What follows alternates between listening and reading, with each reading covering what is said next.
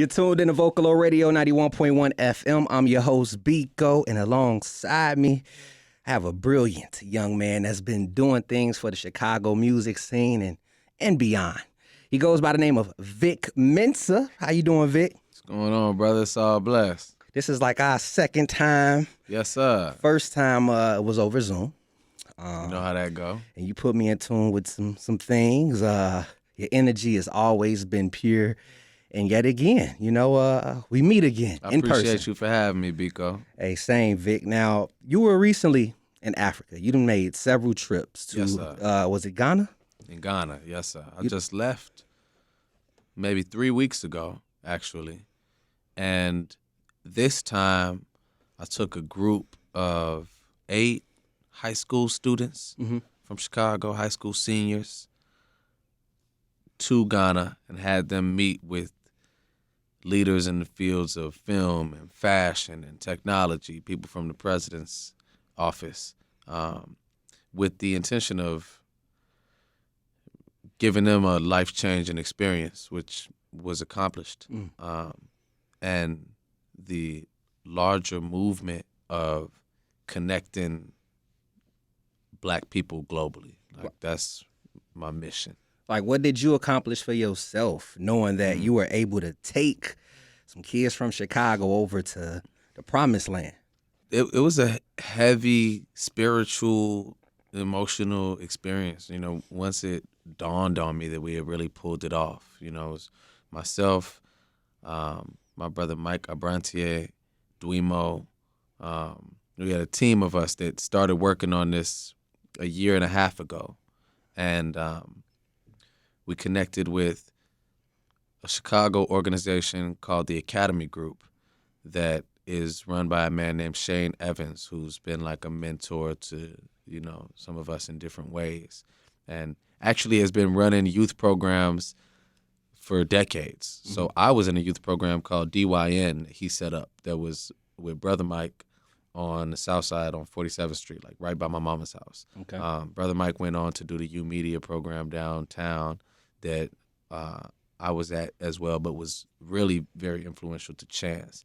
And, those things that my man Shane Evans and Brother Mike did when we were kids, I believe planted that seed in us so that now that we're grown and have the ability to, we have carried on that torch of responsibility to pay it forward to the next generation. And so being able to do that in a momentous way such as this is, it's inspiring for me, not only inspiring for the kids who are coming to understand themselves and their power and their place globally better by being on the continent, but for me, every time I'm able to break through the barriers of what people feel like is impossible, it strengthens me because the narrative is often it's too difficult to go to Africa, or it's too dangerous to go to Africa, or there's too much poverty.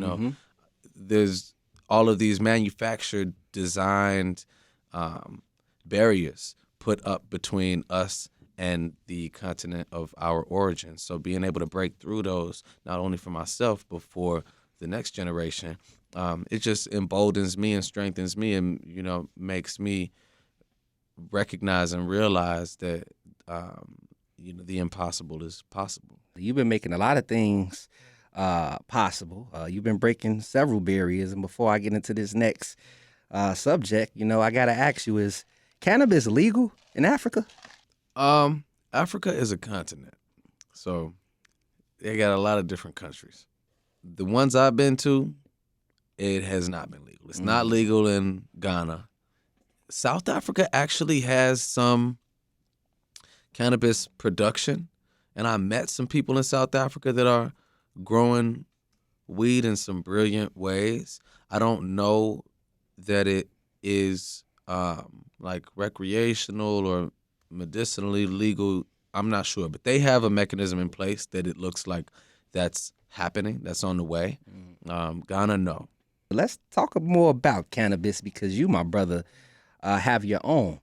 You have your own 93 Boyz. Yes, sir. Premium Gas. Uh-huh. Now let's this commercial. I remember you released a commercial for was it. at The Tesla at a gas at the gas station. station. That was funny. It is. Because these gas prices is crazy. And that could go both ways. Yeah, you know, and it's all about the gas, man. It's honestly, it's a dream come true to be launching 93 Boyz. We are the first Chicago, Illinois-based Black-owned company to be selling actual flower in the Illinois dispensaries. So I'm very excited about it, and at the same time, it's a travesty that our community has been left out of this process thus far, you know. And it's deeply offensive and disappointing, you know what I mean? So it's a mixture of emotions. Like, I am personally elated because I started selling weed when I was 14, you know? And even when I was 14, I was focused on having the dope strains, you know. At that time, it was OG Kush, Master Kush, Jack Herrera, and I was focused on having what was at that time dope packaging. So sometimes if it was a special person I wanted to impress, I would package my 8th or the 7th that I was selling them in a Nike SB lace bag. You know what I mean? So I had packaging them. You know what I mean? I had customer service. I had consistency. Like, I was focused on that when I was a young teenager. Yeah, so to be 14. able to do that, that was half of my life ago. You know, now I'm 29. So to be able to manifest that into reality on this legal stage is, you know, it's nothing short of amazing. And like I said, in the same breath, though, there is so much work to be done and so much inequity in this state that has been presented to us as what was going to be the model of social equity. You know, they created this entire program, the social equity program, to bring the communities most impacted by the war on drugs into the legal cannabis industry. And, you know, up to this point, that's really been a farce and a bunch of smoke and mirrors. And, you know, the industry has maintained its whiteness. A lot of these communities is still not seeing any type of revenue flow from it. Yeah. And I recently took a tour with my good friend Sherman Dilla Thomas. Yeah, Dilla's the man. I'm from the West Side, and he took me on the tour through North Lundale, an area that I stayed in for quite some time. Holy City, what it is, and just to learn. I got to rap about Holy City on the V tape. I said, and the Lord's in Holy City, it make you do the Holy Ghost, shake you down like Diddy if they suspect you holding dope. And you can't play around in K-Town. It's get down and lay down, bust downs, greyhounds throwing L's in L-Town. For you to be from out south and know West Side so well, man, you know the classics. The classics we all know. I mean, you know Holy City, you know K-Town, you know L-Town. L-Town, you know what I mean? Yep. Yes, sir. But he was, you know, just saying how, like, there hasn't been any major project developments on the West Side in years. It may have been like one within the past 10. And then to go back to you being 14, already kind of like being interested in an industry that is now finally legal and making making hundreds of millions and has now turned into $1 billion industry. Yeah. I gotta ask you, what was it for you to even apply to at least, you know, have your own cannabis? Because that's been a struggle along for all minorities. Yes, sir. I mean, the application process is expensive, extensive, and exclusive, you know. There are many barriers to even applying that will largely keep our community out in a lot of ways. You know what I mean? Because it's like the capital needed in itself to apply, you know, or the real estate needed to apply for cultivation licenses. So I've applied for all of them. We're still in the process, still working on it with the applications. You know, we're in litigation with one, and, you know, another one is in a different space.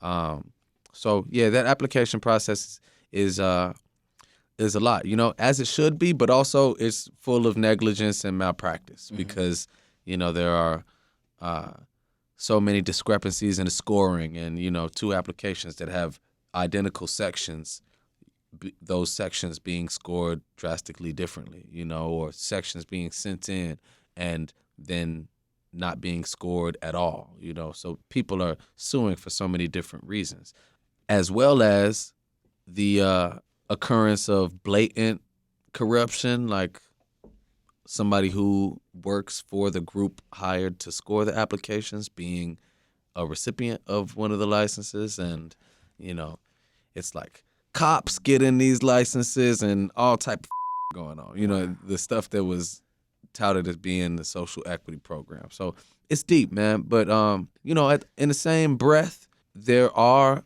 a few people that I'm happy to see in the door that are so deserving. Edie Moore and her organization, Chicago Normal, been at the forefront of the advocacy for our entering and receiving equity in the cannabis space for many years. And so they got some groups that they got awarded some licenses. I think everything is still tied up right now, but they won. There's a brother named Rich Wallace who's on the advocacy side of things. He has an organization called EAT, Equity and Transformation. He's doing some brilliant things right now. He actually has a concert called The Big Payback that, people should go support, because this concert is all about reparations and treating cannabis revenue, tax revenue, as reparations. So he's got The Big Payback concert Friday, August 26th at the Metro. It's a lineup of all legends. It's Twista, Do or Die, Crucial Conflict, Shauna, and he's got this really interesting campaign called the Big Payback Campaign, where he's pushing for the cannabis tax revenue to be used as literal cash payment reparations to some different communities that have been the most intensely impacted. And I think it was like a West Side community that he has first focused on. But yeah, they're called at EATORG Chicago on Instagram. And so, there's a lot of good people working on this and who are committed to seeing the Black community participate. And not only participate, but the money made by the state from this industry be used to at least dress some of the wounds that the criminalization of cannabis has caused. You cannot reverse the impact, but it's necessary that the harm done be addressed. Speaking of impact, with your 93 Boyz flower being available, you're interested in helping a lot of these communities as well. So what type of impact are you looking to bring to some of these disinvested neighborhoods? Yes, sir, man. The way that we've structured 93 Boyz is that a portion of our proceeds are going to be going to community-based initiatives. And so the first initiative that we're working on with this launch is something that I'm calling Books Before Bars. And we purchased a large number of books, a bunch of different titles like Malcolm X autobiography to Assata Shakur to Eckhart Tolle, Power of Now, and Octavia Butler and Huey P. Newton and maybe Angela Davis. So we have these books, and right now we're in the process of distributing them to different Illinois jails and prisons. Okay. And I came across this concept just because I've been sending books into prisons for a decade now, and was able to link up with a local Black-owned bookstore called Semicolon Books. They operate on Milwaukee in Wicker Park, and it's a Black woman who is just doing amazing things, and she's been sending books into the prisons. Shout out to No Name. She's been doing that too. And she's out in LA with it too. Yes, sir. She's out there doing that. This woman with Semicolon Books is doing that over here. And so we connected with her, and we got this thing rolling. It's not easy to get things in bulk into jails and prisons, but we're in the process of it, and we have the books in hand already.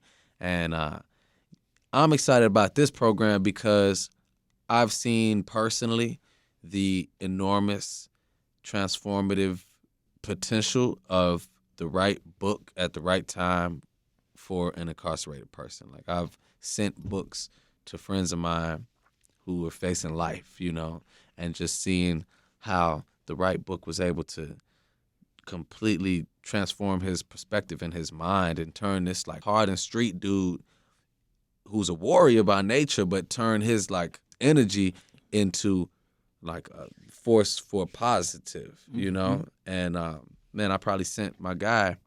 His name is Hunter Round Cotto. He's a brilliant rapper, amazing, from Boston. So when he got locked up about a year ago, I started sending him books. And first one I sent him was this little book called The Game of Life and How to Play It. It's a metaphysics book from the 1920s, just about like spiritual law and, the ways to live by it and how to get everything you want without having a scam for none of it. You know what I mean? Literally just by conditioning your mind and your actions so that you're a magnet for the things you want. And I gave him this little book, and I read it at the same time, and it changed my whole perspective on everything. And over the next 8 months while he was locked up, 8-9 months, I probably sent him somewhere from like 30 to 40 books. Wow. And he was just devouring them. And, the content of our conversations, everything began to change, because before that it was like he was so caught up in his street life that it was like, man, that's all he want to talk about is ops and, what mops. blocks. You know what I mean? The and block he all from the stuff that's going on over there, And I saw this insane transformation in the brother over this, 8-9 months, all by books, man. To the point where I very well believe that he manifested that bail that was given to him, and he got up out that joint. And you know what I mean? So as I was working on 93 Boyz and developing an initiative to launch the company with, this stood out to me because the criminalization of cannabis has been used to steal freedom from so many of us. People are still locked up to this day, too.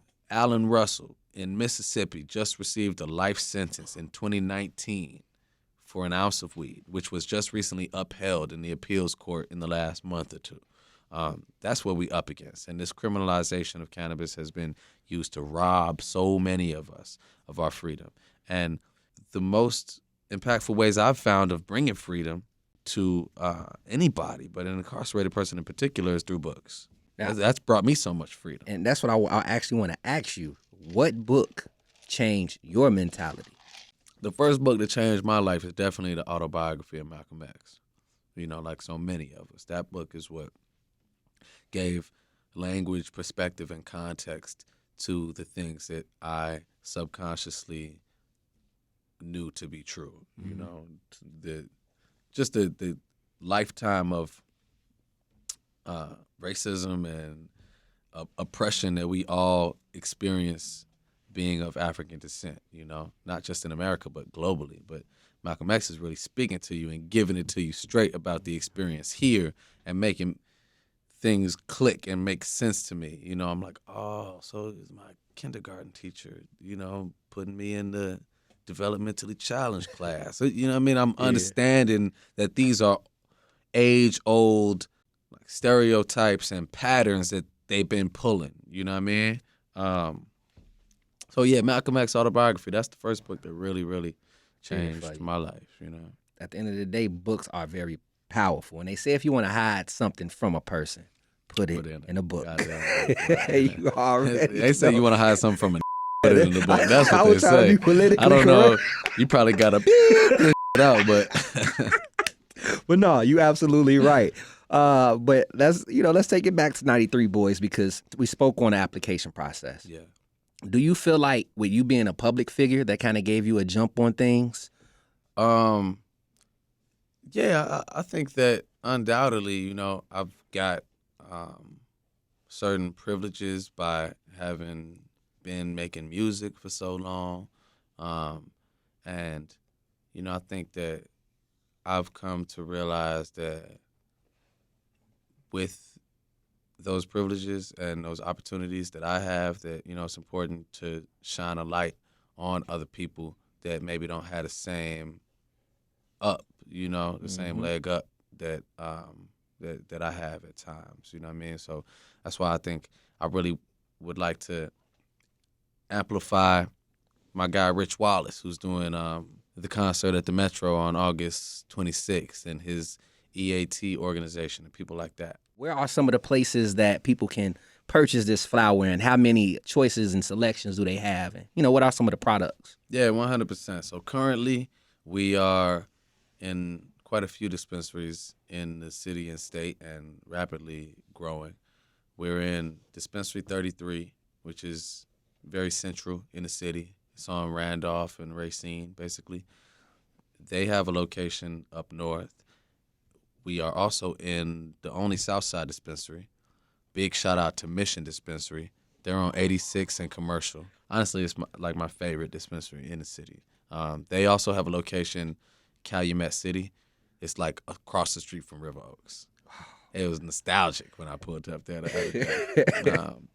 We're in a dispensary called Rise Mundelein, which is like one of the highest foot traffic spots in the state because it's on the intersection of multiple states. Mm-hmm.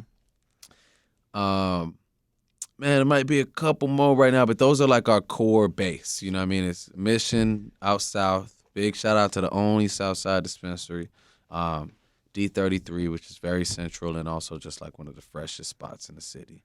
And the product range is like, we have pre-rolls that went in the stores in 420, right around 420.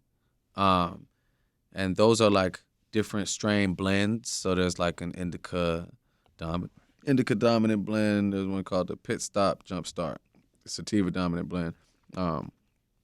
Now, right now, our full strain portfolio, our debut 3 strains are in the stores. They've all been purchased by the stores. I think they're currently in the process of being menued. Okay. So there's one called the Lotto.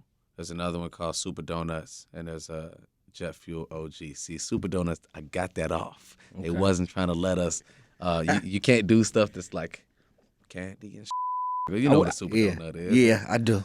They were delicious. Oh my God. And they was delicious when they was hot and warm. Boy. God.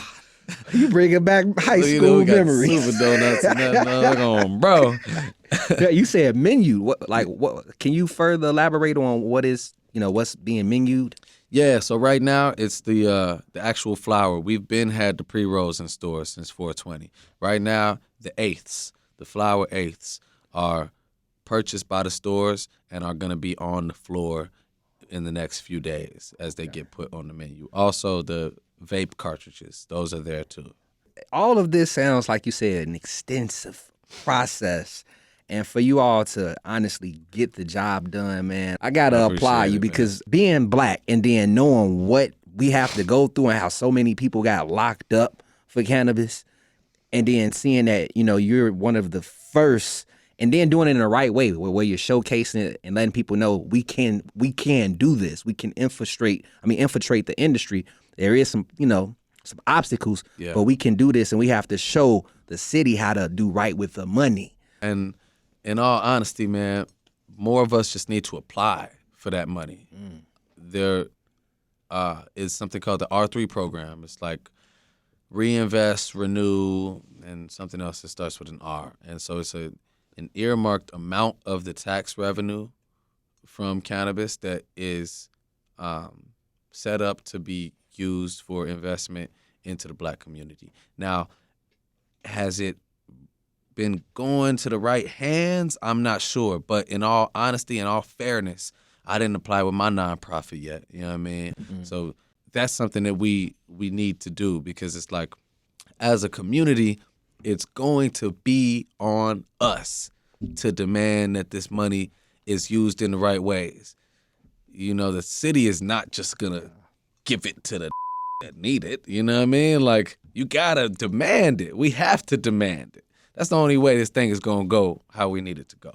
Are you open to feedback? For those that try the product, is there a way they can leave feedback? For sure. And what's some ways they can reach out to leave that feedback? Man, DM me. DM me or follow 93 Boyz on Instagram. That would be the best place to leave feedback. And so that's at 93 BOYZ, no space, because this weed Instagram gets kind of weird and it's kind of shadow banned. So you got to type it the right way. It's at 93 Boyz on Instagram. That's the best place to leave feedback if there's anything you need. You know what I mean? If something wasn't right or something was perfect, let us know. 93 Boyz on Instagram. And lastly, man, product placement. You know, you've been dropping some classics. You and Chance linked, relinked, and y'all got some music out. You got the Taste. We've been spinning the Taste like crazy. With you and BJ the Chicago Kid. You got the joint Unified with you, Joey Perp, and Kami. Like, can we see some product placement within like some of your new videos to come? Right, we do need that, right? Yeah, come on. I'll definitely do it. I'll definitely do it. Come on. Have to. Yeah, man. And my album is done. Ooh. It's done. The album is done. It's crazy, too. This is my best project. Like, it's my best project. You know what I mean?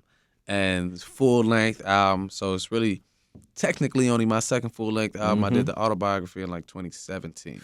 And the Internet Tape could be considered an album because it really is, but I called it a tape. That's a classic, you know what I mean? Bro. That's what got me in tune with you.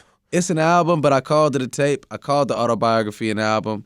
This album upcoming is an album. It's full length. How many tracks can we expect? Man, it's 15, but I got 2 that I haven't been putting in the mix yet because I've been waiting on some updated production. So I want those in there too. You know what I mean? Because it's a joint, man, that I did with Rhapsody.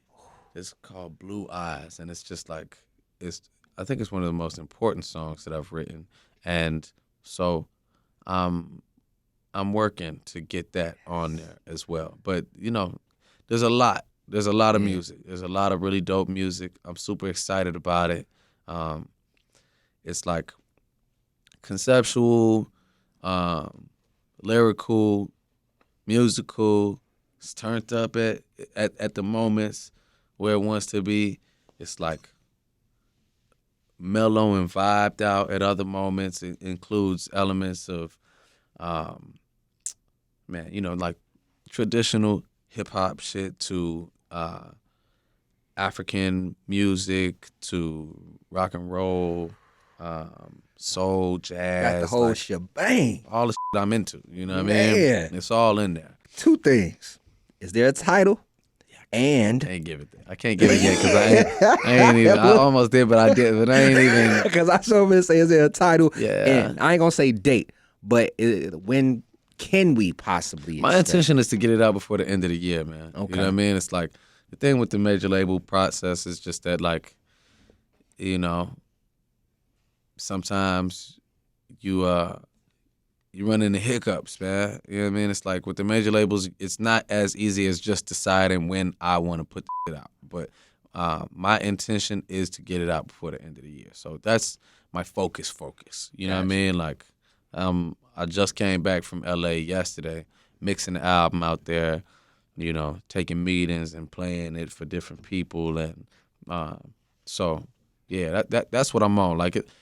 Like for real, it's like a strong album. You know what I'm saying? Like I really put a lot of my heart and soul into it, and a lot of work, and had amazing collaborators, and I'm just like proud of it and excited for it to come out. Well, we got one collaborator, which is Rhapsody. You said May you like that joint is happening. Inshallah, I could get it on this album too, because I'm telling you, it's definitely one of my most important songs, you know what I mean?